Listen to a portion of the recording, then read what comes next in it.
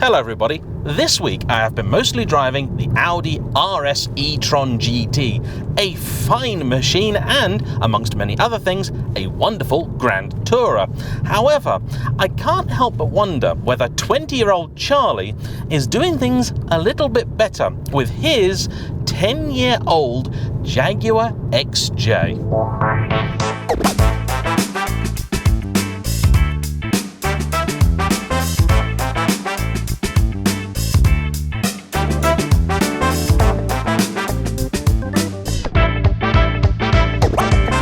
Audi really is a magnificent machine, but for close to £140,000 it really ought to be, and when you put your foot down it certainly does the business. But let's be honest here, for most of us, most of the time you haven't got your foot down, you aren't giving it hell for leather. So when that's the case, you do start to look at every other aspect of a car, and the XJ has always been one of the finest ways to get from A to B in comfort and luxury. Jaguar's venerable XJ existed chiefly in 4 generations from 1968 to 2019. This is the final iteration, the confusingly titled X351, which followed the X358, which was a facelift of the X350. I have driven a great number of Jaguar XJs from across the years, including several X351s. I in fact even owned one for a very brief period. So brief in fact that I don't really consider myself to have been a Jag owner. I had the car for about a day or two, it had some issues with it, so I went straight back to the dealer and was replaced with my Maserati Quattroporte that I greatly enjoyed. But I do still keep thinking about one day owning a Jag, and I presently do not have a semi-sensible 4-seater on the driveway.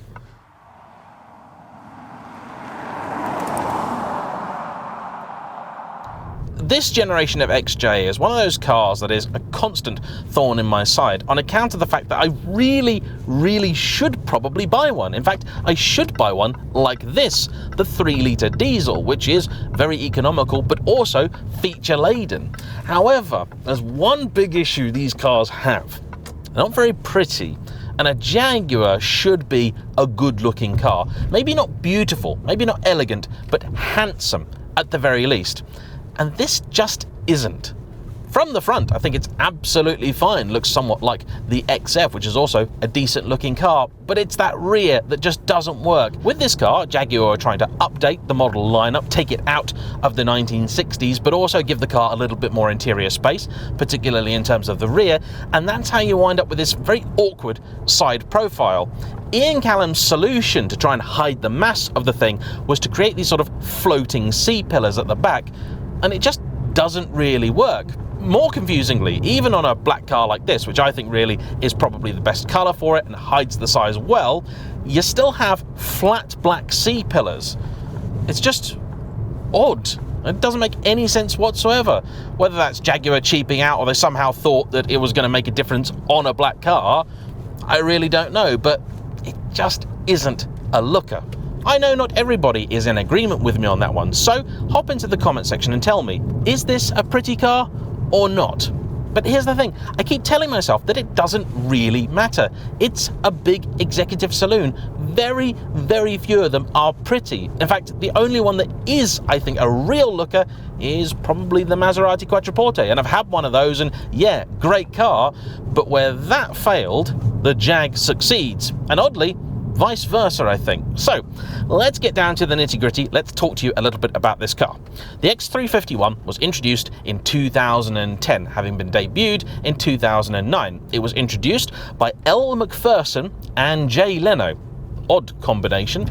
I suppose what they were trying to tell the world was that here you had a car that had all of the wit and humour of L. Macpherson and the svelte lines of Jay Leno. In any case, the car actually began production in 2010, went through to 2019. It was available with a variety of engines. In Britain, you had this, the V6 3-litre diesel, and a selection of petrol engines. There was also a 3-litre V6, but for me, if you're going to go for a petrol Jag, get the big 5-litre. You could have that in either naturally aspirated or supercharged guise, and to begin with, there was no XJR. quite controversial. What they instead introduced was a car called the Super Sports. Later on, they did do a proper XJR. That was from about 2013 or so.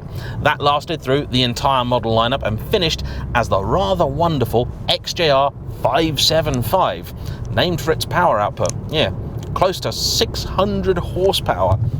That's a cool car, and today still worth quite a bit of money. In fact, you'll pay about 40 grand for a good one of those.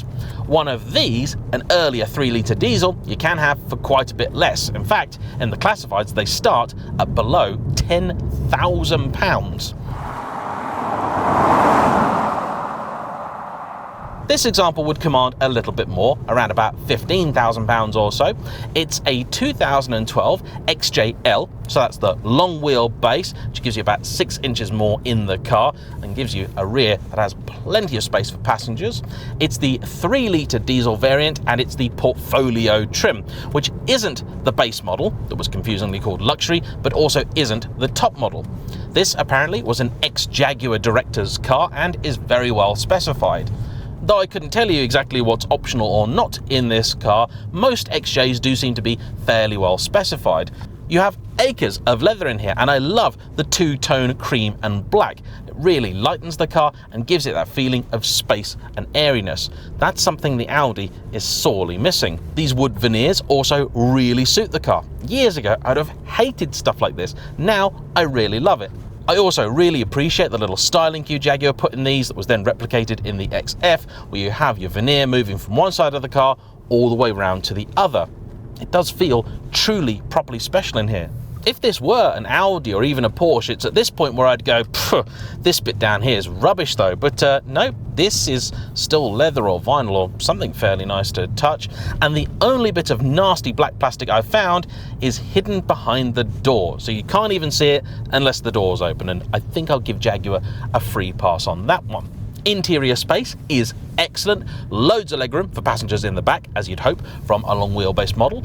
Boot space is decent, though like many top flight luxury cars, it isn't quite as expansive as you might imagine. So if you are the sort of person that wants to take a family of 5 away camping, something like a 5 Series or E-Class Touring may be a better bet. Underneath this car, you'll actually find a chassis somewhat related to the X350, introduced now around 20 years ago. That being said, there are some significant differences between the two. The main one being the older car had air suspension all round. This at the front ditched that for more conventional coils and springs, retaining the air ride at the rear. Very similar setup to what I had in my old 7 Series. If toys is what interests you, this car really does seem to have just about all of them. You've got heated, cooled and massage seats, front and rear. You've got 2 sunroofs. The front one opens, the rear one does not. The seats themselves are very, very comfortable. The quality of the leather is excellent. The veneers are beautiful. You have a digital dash up here, which I'm not a massive fan of because it doesn't really do anything that a conventional dash didn't. But this is a very, very early example of the digital dash, so I can kind of give Jag a free pass on that. By the time these cars were then 7 or 8 years old and it didn't do any more, it was a little less forgivable. The clock and the vents either side are absolutely gorgeous, some of the nicest in any car ever, and even the infotainment system down here has its own party piece. It's what Jag called, I think, duo screen, and it means that you can see different stuff here and there. That's pretty cool.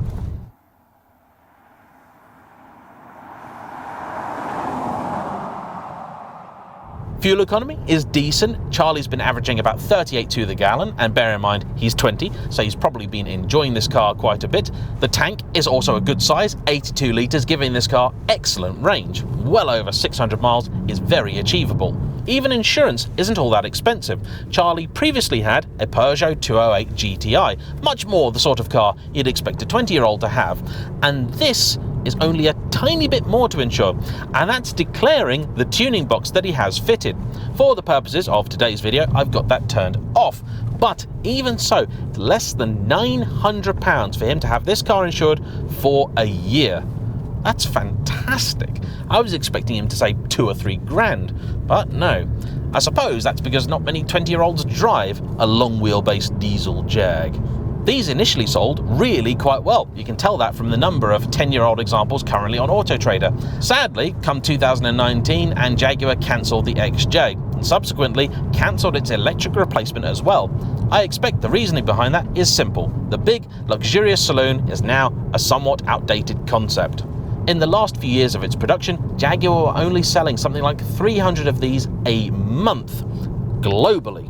And that's a real shame, because this is a brilliant car.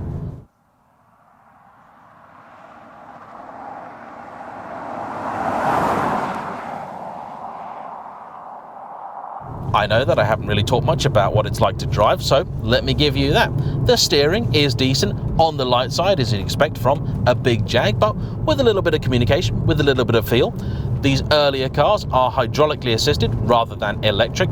The earlier diesel engines, I'm also told, are considerably better, though the later Euro 6 one is a touch more economical. It's also a touch less reliable. The turning circle, it's not good. The engine suits the nature of the car very well, doesn't amaze you, but pulls strongly and authoritatively all the way to its fairly low 4,500 RPM red line. This earlier car also has a 6-speed gearbox, which isn't quite as slick as the later 8, but still does the job fairly well.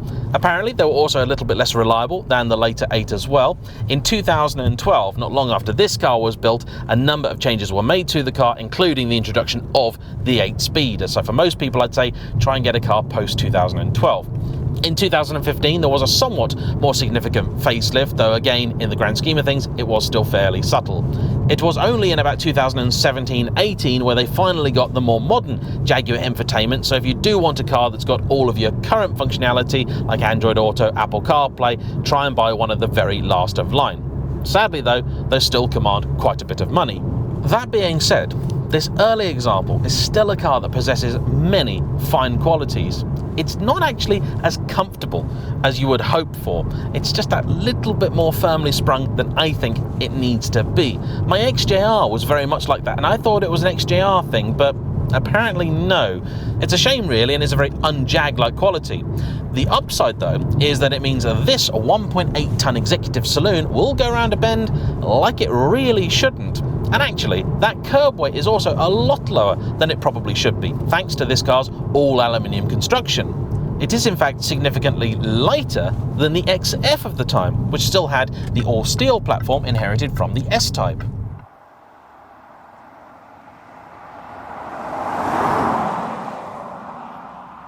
To give you some context, my 7 Series, the 760 Li, was near half a ton heavier than this. So Jag did a very good job, and everything in here still works. The cooled seats are nice and chilly, the aircon is blowing Arctic cold, the Bowers & Wilkins stereo is really decent, later cars got a Meridian setup. Turbo lag is certainly there, but for this kind of car, honestly, it's not really a worry. If you need pin-sharp throttle response, go and buy the petrol. Those engines are amazing, except the V6. I don't like the V6. The brakes are a touch over servoed, but again, maybe in keeping with this kind of car. Visibility is fairly decent, though the B-pillar is a little further forward than I would like it. You may have noticed these little sort of driving instructor style additions to the wing mirrors, and Charlie has put those on because in the time he's had the car, he has managed to curb 3 of the 4 alloys.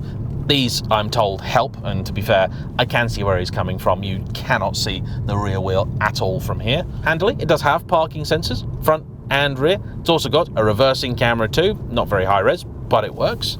There is a dynamic mode, which I played around a little bit, but honestly, it's a big, luxurious Jag.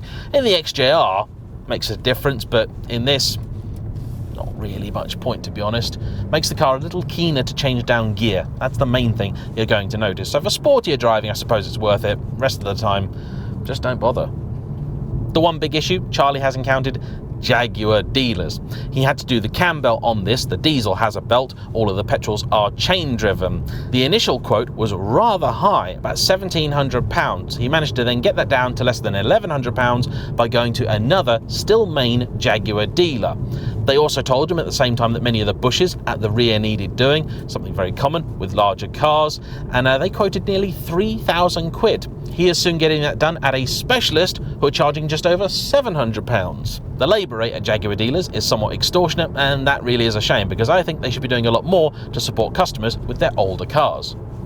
really, I think the one thing that's disappointing me with the Jag is the ride quality. I had hoped it would be a lot better in this model in particular, and it's just not got that real plushness of your old-fashioned Jag or even a Merc S-Class. If it did, I think I'd very, very seriously be considering one of these.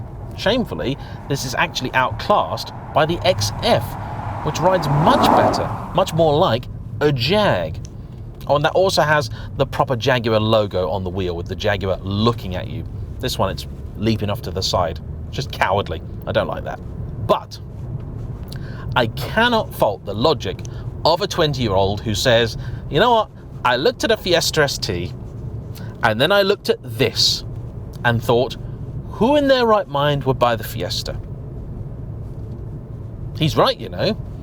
Maybe a flawed car, this, but oof. It's a special thing to sit in. It really is. It's just a shame, I think, that it's the last XJ, because it shouldn't have been. Anyway, that's enough from me. Thanks to you all for watching. Big thank you to Charlie for bringing this car out. Don't forget to hit the like button, comment down below, subscribe if you haven't already, and I'll see you all for the next one. Bye-bye.